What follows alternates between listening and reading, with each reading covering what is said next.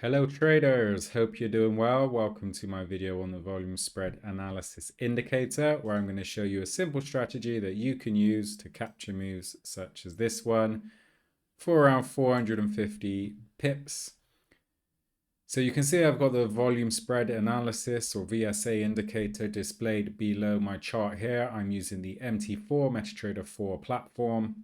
You can use this strategy on any trading platform. You can also use it on any trading instrument and chart time frame.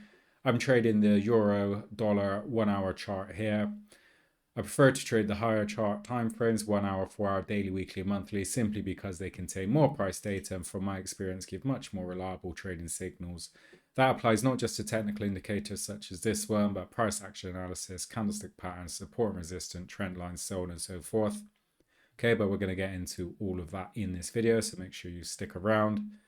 Okay, I don't see the need to try to scalp a few pips on the 1 minute and 5 minute charts. Stress yourself out chart watching all day when you can capture big moves like this one for hundreds of pips trading higher term chart timeframes, but you do you. This is what works for me, and hopefully you find something useful in this video. Okay, so this indicator is useful for looking at price action in relation to volume. The indicator shows the distribution of supply and demand, and it can combine different volumes for a more in-depth analysis of the market. Okay, it's color-coded, which can help you quickly identify the various types of volume. But we don't need to go into the complexities of it because I'm going to break the strategy down as simple as possible for you. So what do? We draw our resistance and we draw our support. Okay, and that's the first thing. Okay, so you can see when we're here, probably here actually, just do the support. So when we're here, we got a support, we got resistance. We can see the market is making lower highs, triple top formation there. Okay, so we've got strong resistance. The market is starting to move away. Got this level of support which is breached. Once it's breached here, we're on for a downwards trend. We can start looking to time our entry, and this is how I would time my entry. I would simply wait for a breach of this level of support here. We can see this is a strong support level. Okay, we did have this initial trend line was breached here, then it became resistance. Okay, then we've got this strong support. No coincidence, a big breakout candle there, and this is where I would have entered. Markets making lower highs here. We're in a clear downtrend. Okay, bearish price action here. You got a 3 inside down pattern, another 3 inside down pattern. I've got videos on the various candlestick patterns you might want to check out. Nice engulfing bar there as well. Lots of bearish signals. Okay, 3 black crows, basically 3 bearish candles at least, and the triple top formation which breached its neckline. So lots of bearish signals basically. That would have been a perfect entry into this trend. I would have placed my stop loss above this high here. So you're looking around 10 to 15 pips, which is a really tight stop loss for the 1 hour chart time frame. And then I'd use a trailing stop as price fell. I'd first move my stop loss to break even, lock in the trade. So worst case scenario, if it does turn around, we don't let a winning trade turn into a losing one. And then we trail the price on the highs. So as price drops here, move it to the high, drops down here, move the stop loss to the high here, drops down here, stop loss above the high, drops down, stop loss above the high, above the high, above the high, above the high. We just basically trail the price as close as possible, but not too close that we get taken out on a small pullback. Okay, so that way we maximize a good trade when we get into one. What we don't want to do is have, say, a 15-20 pip stop loss depending on where the high is, and price drops to here, you get excited, 60 pips, yeah, let me take the profit. You just leave too much on the table. That's why I don't like to use a fixed take profit level. I just use break even and a trailing stop just to maximize a good move as much as possible. That way we can afford to take a few losing trades. If we lose 20 pips 4 times in a row and you're down 80 pips, we don't cry about it because we know we can capture a big move like this one for hundreds of pips and make back them losses and then some more on top. Okay, obviously everyone's different in terms of money management, but you can have the best strategy and entry in the world. If you've got poor money management, it can turn a great strategy into a poor one. And of course, your discipline will matter. So don't let fear, anger, and greed affect your trading decisions. Have a trading plan and stick to it. Don't revenge trade. Don't overtrade. Don't get fear of missing out. Okay. Anyway, enough waffling. Looking at the indicator here, the volume spread analysis indicator, how could that have helped us in this scenario? Well, what we're looking for with this indicator is simple, really. We first need to establish a trend. Okay, the indicator is not going to tell us that. And I've just shown you how to do that. It's support and resistance and trend lines. We don't need a unicorn or crystal ball indicator to show us that this is a downtrend. We just zoom out. Okay, and that is a downtrend.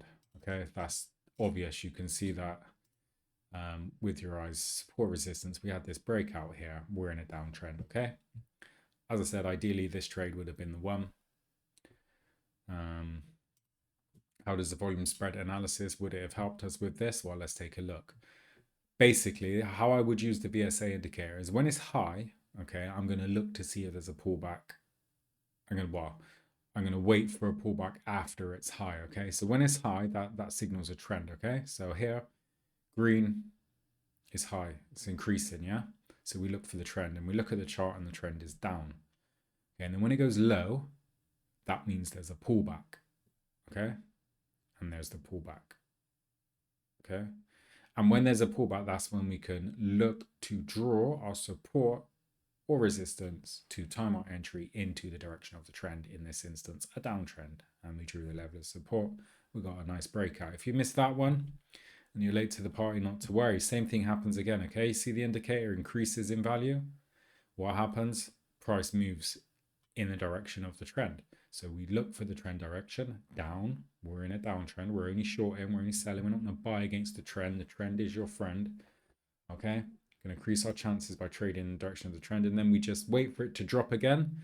So the indicator drops in value here. So what do? We draw a line for our pullback.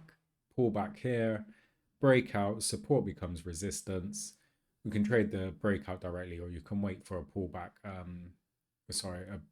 pullback to touch the support, then come resistance. Got lots of bearish price action here as well. If we zoom in, okay, you got an bearish inverted hammer. Okay, big bearish master candle there, engulfing all of these previous candles. So lots of bearish indications. Obviously, we got the market still making lower highs. Got this level of resistance, price consolidating within this channel. Okay, bearish hanging man pattern there again, bearish inverted hammer, lots of bearish signals. Okay, we were good for a breakout trade there, or you can wait for the price to come back up and touch the line, but that won't always happen. Sometimes, as we've seen with the earlier breakout here, price will just break out and continue to fall. If we were waiting for price to come and touch this line here, it wouldn't have happened. Okay. So just to reiterate, when these lines get greater is when there could be a trend. So you look at your chart for the trend, make sure it's a clear and obvious trend. You don't want a range, okay? Something like this scenario. If I see these big bars here and I look at the chart, I'm not going to say that's a trend. I can see that there's consolidation here. I'm going to wait for a breakout either up or down. We had it down. Okay, I'm not going to trade in a range like this. I mean, if you're a range trader, by all means, you might want to, you might perhaps look for a low volume just to scalp reversals. Okay, you might mark your resistance, mark your support, and say, okay, well, when this volume is low, is when I'm going to look to buy around the low or sell above the high. Okay, which is a feasible strategy. For some, I'm trend trading. I want to capture big moves. Don't want to waste time staring at charts all day. I'm looking for these big moves where I can get hundreds of pips. Just need to time the entry well. Okay. Talking of time and entry, so we had one time there, one time there. Another one here again, you had this big move upwards, as the indicator will show you. And then as it goes quiet, what do? We just draw our support. Breakout there. That's a NFP, non-farms payroll, first Friday of the month candle. Nonetheless, we could have used the momentum there to hop into this downwards trend. You've got a descending channel there as well for further confirmation. Your bearish candlestick patterns again in play. I've got videos on all the various candlestick patterns you might want to check out as well. You can just give you that additional confirmation. I wouldn't not take a trade if there's not a candlestick pattern, but it just gives you peace of mind where you see, okay, we're thinking of taking a bearish sell trade, and you can see bearish, like an inverted hammer there, bearish hanging man there, so on and so forth through black crows. Okay. And of course, simple as that. Support, you could have even, there's a nice wedge pattern there, you could have even taken the trade earlier based on this more recent support as well. This is a 1 hour chart, so there's plenty of price data in there to make that a valid support level, and just look to take this breakout there. Okay. And you can do that throughout the trend. Just look for instances, as I said, where this increases in value, then decreases, and when it does, you just simply draw your level of support or resistance, depending which direction you're trading in, and you can enter into the trend on the breakouts and the pullbacks. Simple as that. Okay. You don't even really need the volume spread analysis indicator to do this. You can just look at the chart, draw your trend line, draw your support and resistance, open to interpretation, draw it how it works for you. It's diamond formation there. Okay. Breakout, support comes resistance. See this breakout?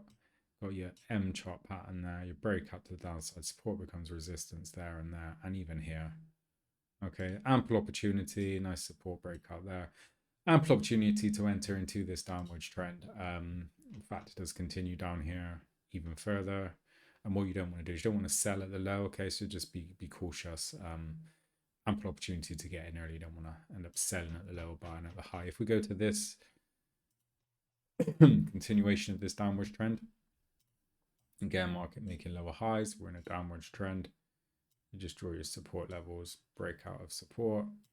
You can get hop in there, breakout of support. You can hop in there.